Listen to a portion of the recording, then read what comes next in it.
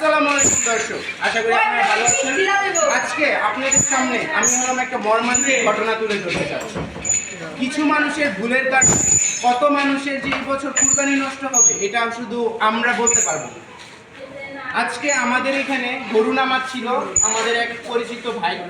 তো তখন গরুটা নামানোর সময় ওইখানে ওই যে ট্রাক ড্রাইভারটা তার ছিল প্রচুর তারার কারণে ও হলো গরুটা তাড়াতাড়ি নামাইতে গিয়ে গরুটার হলো পিছনে ট্রাকের যে হলো পিছনের স্লোপটা থাকে, স্লোপের এখানে পাটা আটকে পুরো গরুর পাটা ভেঙে গেছে।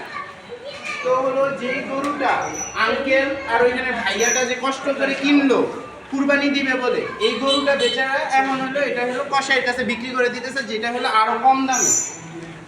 পুরা এখানে যে একটা উৎসবের মুহূর্ত, এটা পুরাটা নষ্ট হয়ে গেল। ঠিক আছে, বুঝছি এখানে উৎসবের মুহূর্ত। তো এখন এই গরুটার জন্য আমার আসলে মায়া লাগতেছে। এটা হলো অনেকক্ষণ উঠতে পারতেছে না, বলতে পারতেন পায়ের থেকে রক্ত পড়া হচ্ছে। এটা যদি আরেকটু কাছের থেকে দেখতে পারেন, এটার পাটা নিয়ে এটা নড়তেই পারতেছে না।